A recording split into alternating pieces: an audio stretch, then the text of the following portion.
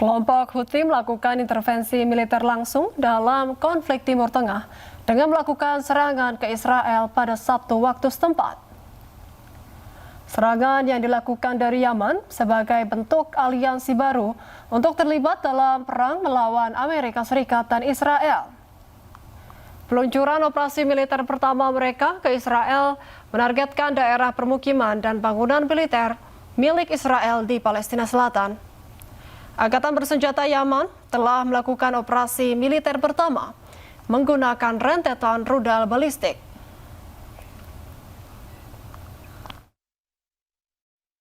تنفيذا لما ورد في بيان القوات المسلحة اليمنية السابق بشأن التدخل العسكري المباشر دعما وإسنادا للجمهورية الإسلامية في إيران ولجبهات المقاومة في لبنان والعراق وفلسطين، ونظرا لاستمرار التصعيد العسكري واستهداف البنية التحتية وارتكاب الجرائم والمجازر بحق إخواننا في لبنان وإيران والعراق وفلسطين، فإن القوات المسلحة اليمنية بعون الله تعالى وبالتوكل عليه نفذت أول عملية عسكرية، وذلك بدفعة من الصواريخ البالستية، والتي استهدفت أهدافا عسكرية حساسة للعدو الإسرائيلي جنوبي فلسطين المحتلة.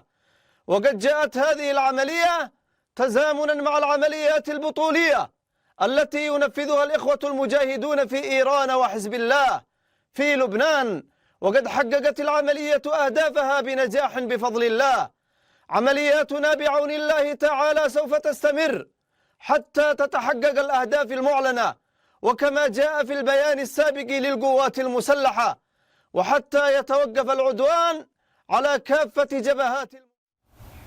Kelompok Houthi ikut berperang bersama Iran untuk melawan Israel dan Amerika Serikat. Lantas apakah dengan bergabungnya Houthi membuat perang Timur Tengah kian runyam? Untuk membahas lebih jauh, kami telah terhubung dengan Direktur Eksekutif Jaringan Moderat Islah Bahrawi. Selamat malam, Gus Islah. Selamat malam, Siva. Selamat malam para pemirsa iNews semuanya. Baik, kelompok Houthi yang didukung Iran kini resmi ikut menyerang Israel dari Yaman. Seberapa besar ini mengubah peta konflik saat ini? Jelas sangat besar ya. Pertama, sejak Iran berusaha untuk mengendalikan Selat Hormuz, kemudian Saudi berusaha untuk melakukan upaya pembelokan perdagangan minyaknya ke Yanbu. Artinya dia akan menggunakan jalur barat yang mengarah kepada kepada Laut Merah. Mau tidak mau memang kemudian Houthi menunjukkan taringnya gitu. Nah, ini serangan Houthi terhadap Palestina bagian selatan ke Southern Israel ini adalah sebenarnya Houthi ingin menunjukkan bahwa kamu jangan main-main kabur dari Selat Hormuz tapi kemudian berusaha untuk bisa melewati Laut Merah. Karena Laut Merah itu gerbangnya masih kita pegang, kurang lebih begitu bahasanya. Artinya apa? Ini permainan panjang, ini perang yang akan panjang, dan bisa dicatat di sini Houthi ini adalah bangsa Arab, bukan bangsa Persia. Artinya apa? Ini adalah perang yang memang berusaha dilakukan oleh Houthi selama bertahun-tahun untuk melawan bangsa Arab lainnya di bagian selatan, yang kemudian juga memancing Arab Saudi ketika itu untuk membombardir Houthi. Artinya ini adalah musuh-musuh lama di kalangan bangsa Arab, yang tentu saja ini akan membuat lanskap pertarungan dan peperangan di Timur Tengah ini akan semakin runyam. Dan mungkin ini akan semakin panjang. Oke, baik. Berarti ini diprediksi perang masih akan panjang seperti itu ya, Gus. Sejak Israel dan Amerika Serikat serang Iran pada 28 Februari lalu, Houthi sepertinya tidak aktif terlibat kecuali Hezbollah di Lebanon. Dan setelah sebulan perang, Houthi ini akhirnya serang Israel. Seperti apa analisis Anda? Ya, saya kira kalau Hizbullah memang pasti akan selalu terlibat untuk melakukan penyerangan atau perang dengan Israel, karena memang Israel ingin menguasai Lebanon Selatan, yang dimana Lebanon Selatan ini ada di wilayah yurisdiksinya Hizbullah gitu. Sementara Houthi ini kan jauh sekali, jadi dari Houthi ke Israel ini ada satu negara yang harus dilewati namanya Arab Saudi. Nah, ini yang kemudian membuat pertarungan ini menurut saya akan semakin runyam, karena Houthi pasti akan berusaha mengendalikan Laut Merah. Di mana Laut Merah ini adalah pembuluh darah juga dari perdagangan minyak dari beberapa negara di dalam kawasan Timur Tengah. Artinya apa? Kalau memang Houthi ini bisa mengendalikan Laut Merah, Iran bisa mengendalikan Hormuz, maka perang ini bisa dipastikan tidak akan sebentar. Karena menyerang Iran belum tentu juga menyerang Houthi. Menyerang Hizbullah bisa jadi nanti Houthi yang akan melawan. Artinya perang ini akan betul-betul berasal dari segala arah, akan tercipta aliansi-aliansi dari negara-negara yang perdagangan minyaknya terganggu. Dan ini memang lagi-lagi Timur Tengah selalu menjadi playgroundnya Amerika dan Israel. Ini yang kemudian membuat kita agak sedikit pesimis bahwa perang ini akan bisa secepatnya berhenti. Meskipun kita semua pasti berharap perang ini akan secepat mungkin bisa berhenti sehingga kita semua tidak terganggu secara geoekonomi dan geopolitik global kita. Baik, serangan ini kan dilakukan dari luar wilayah utama konflik ya. Seberapa berbahaya perluasan seperti ini, Gus?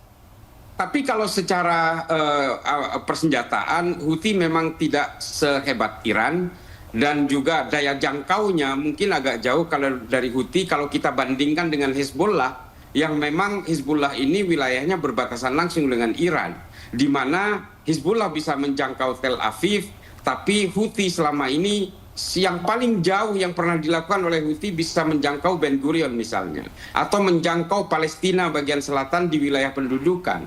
Dan ini juga bukan sesuatu yang sebenarnya kalau secara militer Houthi memang tidak begitu perlu ditakutkan oleh Israel. Hanya memang implikasinya adalah Houthi akan menguasai Laut Merah, di mana Arab Saudi dan negara-negara kawasan seperti Qatar, Uni Emirat Arab, dan seterusnya, ini tentu saja tidak punya pembuluh darah arteri untuk memperdagangkan minyaknya. Ini yang kemudian implikasi terhadap negara-negara terdampak, terutama penyediaan minyak, ini akan menjadi semakin runyam dan ancaman terhadap harga minyak mentah di dunia ini akan semakin menajam. Baik, kemudian juru bicara militer Houthi ini kan sempat menyebut bahwa operasi menyerang Israel ini akan terus berlanjut hingga tujuan mereka ini tercapai. Kira-kira apa tujuan mereka, Gus? Tujuan mereka jelas, mereka ini kan proksinya Iran. Selama Amerika dan Israel menyerang Iran, Houthi tentu saja dia akan membangun militansinya untuk membela Iran.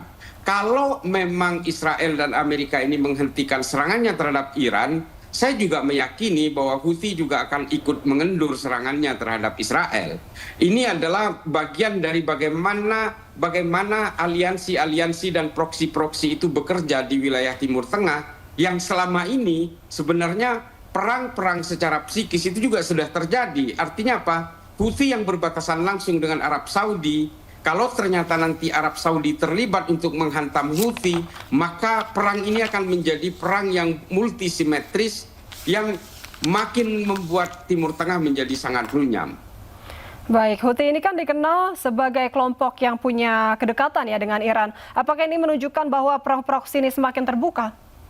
Ya, saya kira akan semakin terbuka. Yang paling kita takutkan sejak awal adalah kalau Iran ini sendirian, saya selalu mengatakan ini di beberapa media bahwa kemungkinan perang dunia ketiga itu tidak akan terjadi sepanjang Iran ini tidak kemudian mencetak musuh-musuh baru atau mencetak aliansi-aliansi baru yang kemudian direct involved di dalam semua perang-perang ini. Nah, ini yang kita khawatirkan adalah ketika Houthi terlibat, maka bisa kemungkinan Arab Saudi juga akan terlibat untuk memerangi Houthi. Demikian juga dengan Yaman Selatan misalnya. Ini yang akan membuat semakin runyam situasi itu, yang tidak menutup kemungkinan eskalasi perang ini akan semakin berkecamuk di sana, di mana musuh dan kawannya itu tidak bisa terdeteksi. Hari ini betul-betul di Timur Tengah ini baru pertama kali terlibat perang yang betul-betul multispektrum hari ini. Meskipun belum dalam bentuk perang yang retaliasi, yang saling berbalasan, tapi sebenarnya semua kepentingan-kepentingan di Timur Tengah hari ini semuanya terganggu. Di mana kita tahu bahwa Timur Tengah ini adalah komoditas utama untuk penyediaan bahan bakar, dan ini negara-negara terdampak akan makin sengsara seperti terutama Indonesia dan negara-negara di Asia Selatan. Baik, Gus Islah, sekarang coba kita petakan. Ada Iran di Selat Hormuz, kemudian Hizbullah di Laut Mediterania, dan Houthi di Laut Merah. Apa dampaknya jika serangan Houthi ini meluas untuk jalur pelayaran global? ya pasti akan membuat ya mati suri paling tidak semuanya, apalagi Iran di Selat Hormuz itu hanya membuka keran kepada beberapa negara, itu pun juga berbayar gitu. Dan kalau ternyata memang di Laut Merah ini dimainkan dengan pola yang sama oleh Houthi, dan memang Houthi tidak sekuat Iran untuk bisa melakukan intervensi di lautnya di Selat Hormuz seperti di Selat Hormuz, tapi saya kira Houthi juga pasti akan menunjukkan taringnya, yang tidak menutup kemungkinan juga akan melakukan serangan-serangan terhadap kapal-kapal yang melewati Laut Merah. Ini yang kemudian menjadi satu persoalan besar bagi ekonomi dunia hari ini, di mana perang ini ketika dimulai oleh Amerika di tengah perundingan soal pengayaan uranium dan seterusnya ini, ternyata memang tidak sederhana. Saya kira kalau kita ingin menyalahkan semua ini adalah menyalahkan Amerika dan Israel, di mana sebenarnya yang bisa menghentikan perang ini adalah Amerika dan Israel. Saya yakin kalau Amerika dan Israel itu mengendurkan serangan kepada Iran, meskipun negosiasi ini masih mampet di mana-mana, saya kira kalau serangannya itu agak sedikit dikendurkan, saya kira perang ini juga akan mengendur. Tapi persoalannya ketika Houthi terlibat, ketika penetrasi Israel di Lebanon Selatan semakin menjadi, saya kira perang ini akan betul-betul menjadi durasi yang sangat panjang. Dan ini bahaya buat ekonomi dunia. Baik, Gus Islah, Selat Hormuz ini kan setelah ditutup berdampak banyak ya kepada sejumlah negara. Bagaimana dengan selat-selat lain jika nantinya akan ditutup? Bagaimana nanti dampaknya? Sudah pasti negara-negara di Timur Tengah ini kan semua memanfaatkan satu selat dan satu laut ini, yaitu Laut Merah dan Hormuz. Tadinya Saudi kan ingin mengubah ketika Hormuz ini tidak bisa dilewati oleh kapal tankernya Saudi, dia akan membangun pipa secepat mungkin melewati Yanbu. Artinya apa? Dia akan menggunakan jalur barat dari pesisir Arab Saudi. Dan itu Laut Merah. Yang menjadi masalah adalah pintunya Laut Merah ini harus melewati wilayahnya Houthi. Nah, ini yang kemudian menjadi persoalan, di mana kalau memang Arab Saudi ingin leluasa menggunakan Laut Merah sebagai lalu lintas pengganti alternatif dari Hormuz, meskipun biayanya sedikit membengkak karena dia biasanya menggunakan jalur di timur, di Al-Khobar dan seterusnya, ini harus berpindah ke barat, otomatis kosnya akan tinggi, belum membangun pipeline dan seterusnya. Tapi yang bisa menghentikan ini kalau ternyata Houthi memang menguasai Laut Merah, ya memang harus berperang. Saudi mau tidak mau harus ikut menyerbu kepada Houthi, dan ini juga bukan biaya yang kecil. Pasti Houthi akan melawan habis-habisan karena ini memang musuh laten. Saudi berkali-kali membombardir Houthi dan Houthi tidak bisa tumbang. Houthi tentu saja akan membela pride and dignity-nya sendiri. Ini memang betul-betul di luar, saya yakin ini di luar perkiraan Trump juga, bahwa spektrum perang ini akan ternyata berefek panjang sekali terhadap banyak negara. Saya yakin juga di luar perhitungannya Amerika ketika itu. Baik Gus, dalam sepekan ini kan Amerika dan Iran ini sedang melakukan negosiasi yang dimediasikan oleh Pakistan. Apakah mungkin Israel ditinggalkan AS untuk melawan Iran? Saya kira kalau untuk persoalan geopolitik dan geoekonomi, sebenarnya Amerika sedang membela dirinya sendiri. Kita tahu pernyataan-pernyataan Trump, termasuk yang dibantah juga oleh Iran, ini kan sebenarnya dalam rangka untuk menyelamatkan pasarnya sendiri. Kita tahu stock market di Amerika itu kan nyemplung terus, jatuh terus. Sehingga Trump berusaha memainkan sentimen positif untuk menyelamatkan pasarnya sendiri, untuk supaya tetap membangun trustworthy kepada investor-investor yang ada di dalam stock marketnya Amerika. Itu kenapa Trump berani untuk melakukan kebohongan meskipun dibantah berkali-kali oleh Iran. Tapi perundingan-perundingan ini kan semuanya disodorkan dengan hegemoninya sendiri-sendiri. Amerika punya agenda sendiri dalam poin-poin negosiasinya, Iran juga punya poin sendiri dalam negosiasinya yang sulit untuk bisa mempertemukan keduanya. Nah, ini yang kemudian menjadi masalah, dan saya selalu membuat analisis bahwa perang ini mungkin tidak akan sebentar. Ini akan lama karena ini sudah bertumpuk, sudah tumpang tindih antara persoalan ekonomi, persoalan ideologi, dan juga persoalan-persoalan politik. Ini yang kemudian menjadi satu kerikil dalam sepatu dari setiap negosiasi yang akan dilakukan. Baik Gus, kira-kira untuk negosiasi antara Iran dan AS kan begitu alot ya, kira-kira berapa lama Gus? Kalau saya berpikir begini, bukan persoalan lama atau sebentar, yang jelas ini akan alot sekali. Artinya kalau alot kan akan lama.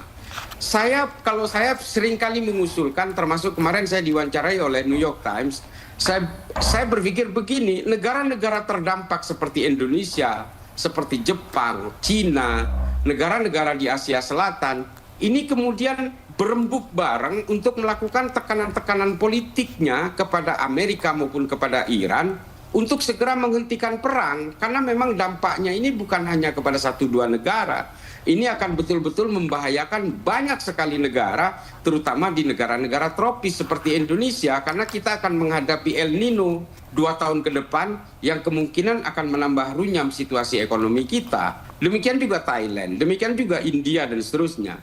Maka negara-negara ini harus berkumpul, berembuk untuk sama-sama memberikan tekanan kepada para pihak yang terlibat dalam perang ini. Kalau Houthi saya kira, karena dia hanya proksinya Iran, saya kira kalau Iran tinggal bicara, sudah hentikan seranganmu, saya kira berhenti. Artinya apa? Kalau serangan terhadap Iran ini mengendur, Houthi juga akan dengan sendirinya akan mengendurkan serangannya. Dan ini yang menurut saya tidak bisa dilakukan secara parsial by parsial gitu ya. Jadi negara satu berusaha untuk menghentikan perang, Indonesia berusaha menghentikan perang, mencari keselamatan sendiri masing-masing. Ini nggak bisa. Memang harus ada suara kolektif dari negara-negara terdampak untuk melakukan tekanan-tekanan politik. Baik, kira-kira ada nggak yang bisa dilakukan oleh pihak lain seperti yang di luar dari AS, Israel, dan juga Iran untuk menghentikan perang ini, Gus? Saya kira memang Indonesia, terutama Indonesia misalnya, atau Malaysia, atau juga Singapura, atau juga Thailand, bersatu dengan India, dengan Pakistan, Jepang, Korea, dan seterusnya, rembukan bareng, lalu kemudian memberikan tekanan yang luar biasa kepada Iran maupun Amerika. Dan ini yang saya kira suara secara kolektif seperti ini baru mungkin akan didengar oleh dua negara yang sama-sama tidak mengaku kalah dan dua-duanya mengaku menang. Ini adalah negara-negara yang sudah dikuasai oleh membela harga dirinya, membela marwahnya. Jadi dua-duanya ini saya kira akan berusaha untuk dia tidak mau menjadi orang-orang yang kalah. Demikian juga Amerika. Satu hal lagi, perang ini mungkin di luar kalkulasinya Amerika juga. Amerika ketika menyerbu ke Teluk pada tahun 91, menyerbu ke Timur Tengah tahun 2003, ini kan sebegitu gampangnya mereka lewati. Bahkan semakin Amerika ini semakin menunjukkan bahwa dia superior sekali. Tapi di kali ini, ketika kekuatan militer dari masing-masing setiap negara ini sudah hampir setara, saya kira tidak segampang tahun 91 dan tahun 2003. Ini juga yang kemudian harus diperhitungkan oleh Amerika, karena Amerika juga sudah terlalu banyak anggaran yang harus disedot untuk perang yang sebenarnya tidak penting ini, dalam tanda kutip ya. Ini memang menjadi satu pukulan telak, dan yang mungkin yang paling harus diperhitungkan oleh Trump sebagai presiden Amerika adalah sebentar lagi Trump akan ada di paruh waktu pemilu, dan itu kalau ternyata urusan perang dengan Iran ini semakin runyam dan bisa merusak ekonomi Amerika, saya kira resistensi secara domestik di Amerika terhadap Trump juga akan semakin menguat. Baik, terima kasih Gus Islah. Jadi konflik Timur Tengah ini masih panjang, kita lihat perkembangan ke depannya seperti apa. Terima kasih telah bergabung bersama kami pada malam hari ini Gus Islah. Selamat malam, selamat sehat selalu.